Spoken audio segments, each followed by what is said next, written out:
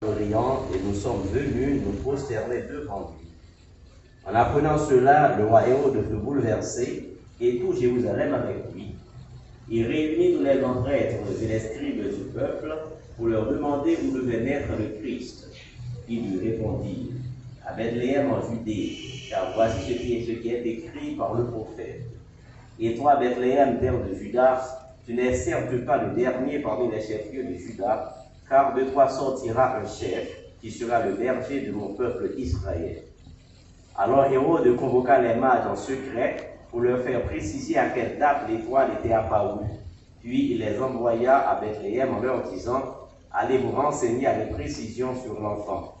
Et quand vous l'aurez trouvé, venez me l'annoncer pour que j'aille, moi aussi, me prosterner devant lui. Après avoir entendu le roi, ils partirent. Et voici que l'étoile qu'ils avaient vue à l'Orient les précédait, jusqu'à ce qu'elle vienne s'arrêter au-dessus de l'endroit où se trouvait l'enfant. Quand ils virent l'étoile, ils se réjouirent d'une très grande joie. Ils entrèrent dans la maison, ils virent l'enfant avec Marie sa mère, et tombant à ses pieds, ils se prosternèrent devant lui. Ils ouvrirent leurs coffrets et lui offrirent leurs présents, de l'or, de l'encens et de la myrrhe. Mais avertis en son de ne pas retourner chez Hérode, ils regagnèrent le pays par un autre chemin. Acclamons la parole de Dieu. Louange à toi, Seigneur Jésus. Aujourd'hui, c'est l'Épiphanie, c'est le texte que nous méditons à l'occasion des 55 années de fondation des Sœurs Marie Immaculée. Et la parole de Dieu nous donne de réfléchir sur le Christ comme lumière des nations. Il y a toujours eu cette bataille entre lumière et les ténèbres, et ceci a été depuis toujours. Et la bataille, ça a toujours manifesté sous différentes formes, mais ça qui est en bas, c'est toujours l'orgueil humain. C'est toujours l'orgueil humain, toujours par rapport à la lumière, comme le ténèbre. Et ceci depuis dans la création, hein, et j'aimerais aussi expliquer la question des anges, ça crée ce qu'on appelle Lucifer. Lucifer, ça vient du grec, de latin lux, luci, c'est une lumière noire. Enfin, moi, je dis c'est une lumière noire. Ils ont une lumière, mais une lumière noire. C'est lui qui mieux symbolisait cette lutte qui toujours gagnait entre lumière, mon Dieu, et l'orgueil. Et l'ange Lucifer symbolisait parfaitement cet orgueil humain.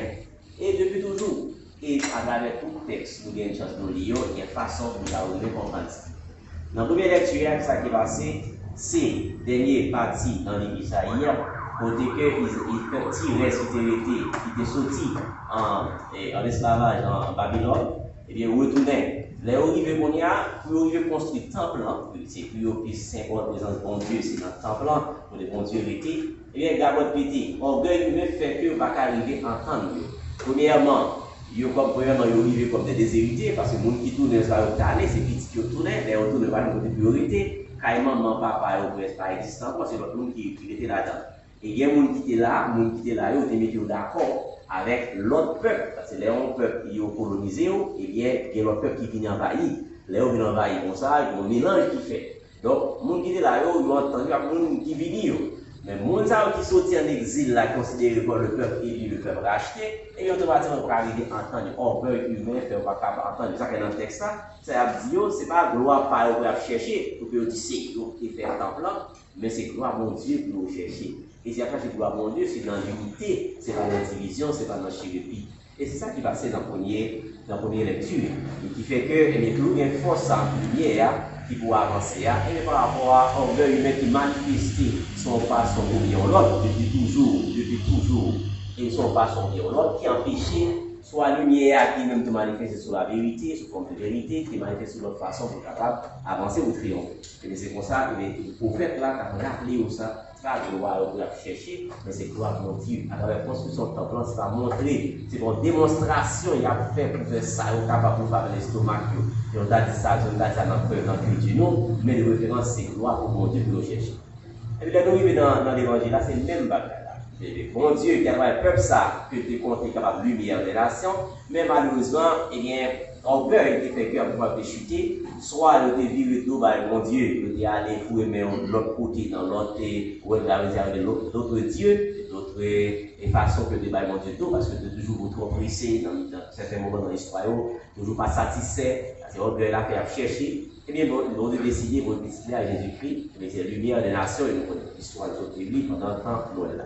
Et puis ça qui passait, c'est pas grave. Cette lumière, dès sa naissance, il est déjà entré en bataille. Dès sa naissance, et qui ça face à qui ça lui fait face à l'orgueil humain.